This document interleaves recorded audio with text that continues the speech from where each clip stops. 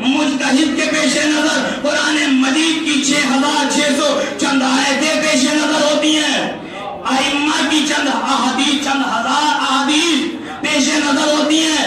اجماع ہوتا ہے کہ پہلے علماء نے کیا کہا ہے، عقل پر ہوئے کار لائی جاتی ہے، وہ مذہبوں پر ہوں گے جہاں عقل کو دخل نہ ہو، یہ فقہ جعفریہ ہے، یہاں عقل بھی ہے نقل بھی ہے۔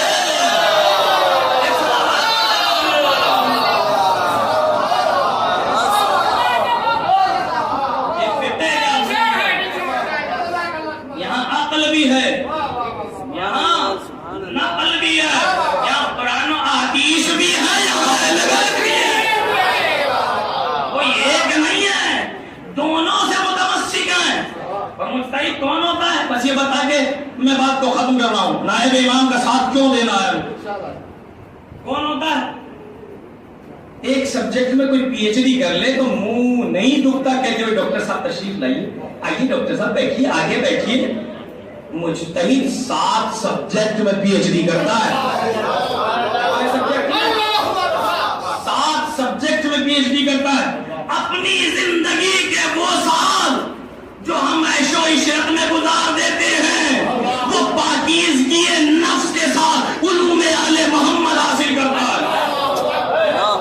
اور تقریباً 50 سے 60 سال کی عمر میں جا کے ایک مجتہد بنتا ہے۔ چند مراجع کرام کو چھوڑ دیا جائے جو بچپنے کی کیفیت میں ہی مجتہد بن گئے، ان کو چھوڑ دیا جائے، کیا کہنے کتنا سمجھدار مجمع ہے، ان کی سلامتی کے لیے ایک صلوات پڑھیں۔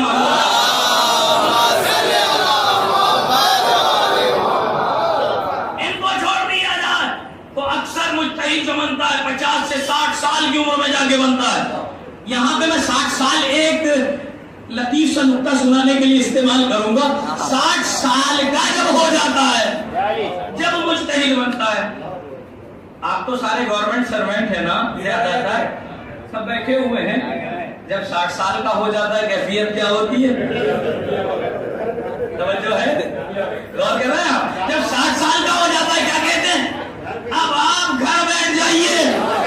ہم نے کہا بھائی معذرت کے ساتھ، بڑی معذرت کے ساتھ، بھائی گھر بیٹھ جائیے، نقل کفر کفر نباشت، کسی کے قول کو نقل کرنا کفر نہیں ہوتا ہے۔ اب کیا کہا بھائی 60 سال کے ہو گئے، اپنے گھر جا کے بیٹھ جائیے۔ ہم نے کہا بڑی محبت سے آئے تھے، فلائٹ بھی لیا تھا، گاڑی بھی لی تھی، نوکر بھی لیے تھے، سیلری بھی لی تھی، اتنا پیسہ خرچ کیا تھا، اب کیا ہو گیا؟ کہا کہ مولانا جب یہ 20 سال کے تھے ان کا دماغ بہت چلتا تھا، لیکن جب 60 سال کے ہو گئے اب دماغ ویسے کام نہیں کرتا۔ تو آپ مجتہد کی عظمت کا اندازہ لگائیں۔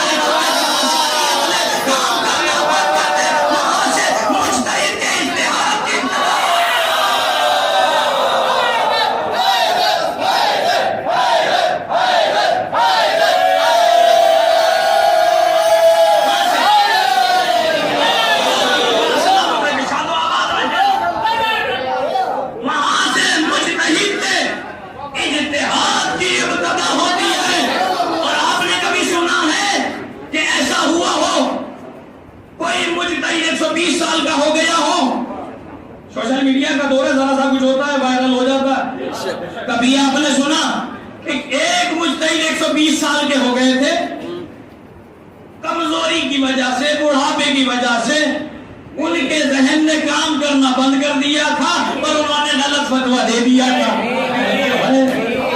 کبھی سنا ہے؟ نہیں سن سکتے، کیوں؟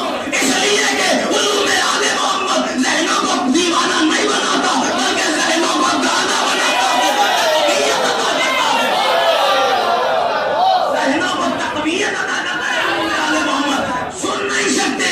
ارے یہ مجتہد ضرور ہے لیکن عالم تو پیدا نہیں ہوئے، پڑھے لکھے تو پیدا نہیں ہوئے، جب پیدا ہوئے تو جاہل پیدا ہوئے، لیکن علوم اہل محمد نے اس قدر توانا بنا دیا کہ کتنے ہی ضعیف ہو جائیں، ہاتھ لرزیں گے، پاؤں لرزیں گے، جسم لرزے گا، مگر دماغ باہر نہیں آ سکتا، دماغ باہر نہیں آ سکتا۔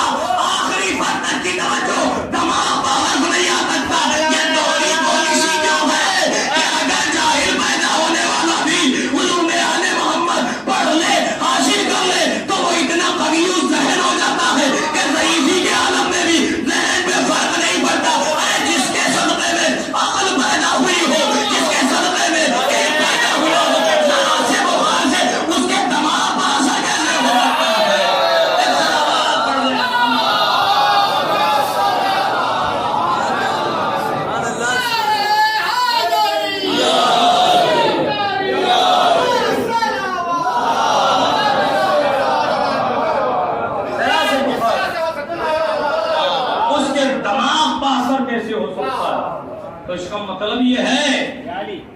کہ علوم آل محمد ذہنوں کو تقویت عطا کرے، اپنے نفسوں کو ہموار کریں تقلید کے لیے، اپنے نفسوں کو ہموار کریں، اپنے نفسوں کو اپنے مجتہد کے حوالے کریں۔ میرے عزیزوں، عقیل الغربی صاحب کا مجھے ایک جملہ یاد آ گیا۔ آپ فرماتے ہیں کہ مجتہد کی بیعت نہیں ہوتی ہے، تقلید ہوتی ہے، بیعت صرف امام کی ہوتی ہے، بیعت صرف امام کی ہوتی ہے۔ یہی وجہ ہے کہ ہم نے جس زمانے میں بھی، جس دور میں بھی، جس وقت میں بیعت کی، امام کی ہے، غیر امام کی نہیں کی، امام کی ہے۔ مجتہد کی تقلید ہوتی ہے، بیعت نہیں ہوتی۔ پھر تقلید کیوں ہوتی ہے؟ کہ تقلید اس لیے ہوتی ہے تاکہ مجتہد کی تقلید کر کے اپنے نفسوں کو ہموار کیا جائے بیعت امام کے لیے، بیعت امام کے لیے اپنے نفسوں کو ہموار کر سکیں۔ تقلید کرنے کے بعد عزیزان گرامی، ہمیں اپنے وقت کے فقیہ کو، مجتہد کو اکیلا نہیں چھوڑنا ہے، ہم ان کے ساتھ ہیں، اور سب نے تائید کر کے بتایا ہے یہاں